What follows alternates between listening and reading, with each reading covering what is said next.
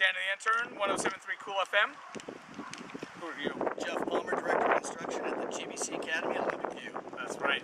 So, Jeff, when I think about instruction for golf, I'm thinking all these high-tech, props and tools that you use for instruction. Maybe give us a little example of some of the things that you guys do. Yeah, well, I think golf it's a motor skill that can be acquired over time, and I think in motor learning, we've got to be able to not only be able to verbally explain what it is we're trying to do to the student in terms of the golf swing, but also help them see it and help them feel it. So being visual and being kinesthetic is very key in quickening the learning pace. So we try to help students feel it. We do that by using different props. We use the V1 video software on the laptop. We use the iPad to help people gain a visual sense of the swing and a bit of a swing model. If I may just interrupt, I just want to point out that when we did that, I thought that was very helpful because you were able to see in real time what you're doing with that swing. We're always fighting,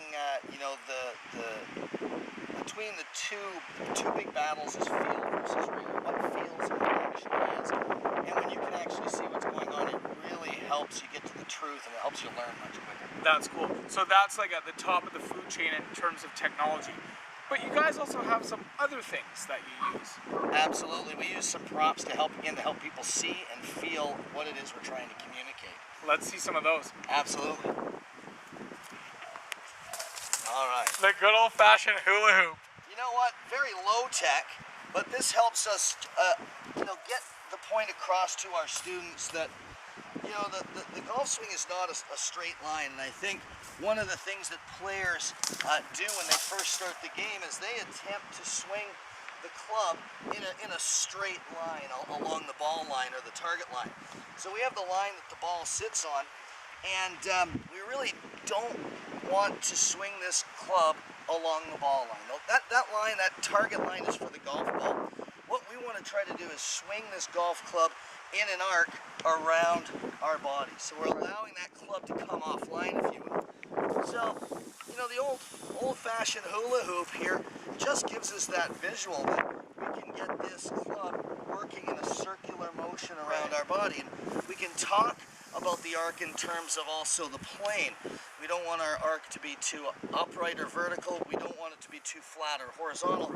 We're trying to swing in a circle around our body that's on a diagonal plane. So again, this helps us visualize that and explain it quite clearly. It really helps people a lot. That makes sense. What would you use the tennis racket for? Well, in explaining the arc, a golf swing is a lot like a tennis stroke.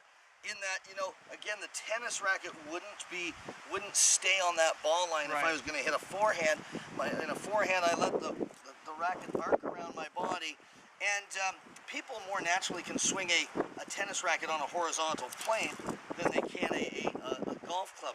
But what we try to do is foster those same feelings. Without thinking, I can just, hit a forehand and my body moves towards the target, my body pivots a little bit. So I actually get players to actually hit a few balls using the tennis racket to get that athletic motion, to get that natural feeling, and then hit a few golf balls. It really speeds up the learning process. So this would be a different structure, getting them to feel the same movement in golf. It speeds up the motor learning. That's genius. And what else do you guys have here? Well, we've got we've got weighted clubs, of course, for some body awareness. You might want to just feel that. That's a bit of a beast right there. It's like 20 pounds. So these weighted clubs are good for warm-up. They're also good for slowing down the swing to create body awareness, to create awareness of those positions in the golf swing. Wow, yeah, that's cool. So for weeks now, I've been looking at this thing and wondering what it is, and finally we're going to find out. So Jeff, talk to me. What is this? So this thing, it can be good for some people. It's not good for everybody, but anyone who's starting out and having a hard time feeling a little bit of the arc and a little bit of the plane, we've got an arc and we've got it on a bit of a diagonal plane here. this can help gain the feeling. Again, we try to create feelings rather than have to think about everything in the analytical or with the left side of our brain. Right. So this can help just to generate a little bit of feeling. We've got a weighted roller, so it's good for you know, again, anything weighted is going to create a little bit of muscle memory, a little bit of body awareness. So you'll see a little bit of a white line here. We just place that at the bottom of the arc here. Get into our natural golf setup. We just start by taking small swings here to get the feeling of the weight of the club, and then we can just gradually let this thing travel up and around and through.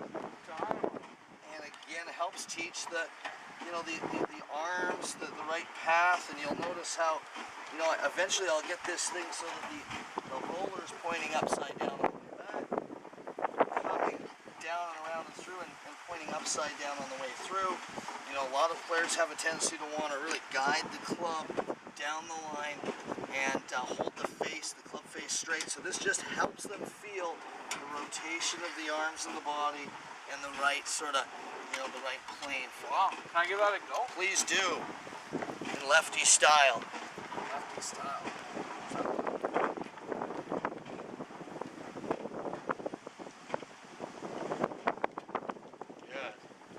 Notice how you're going to swing your arms by pivoting your body, and the roller will just sort of roll up and down the face of the arc.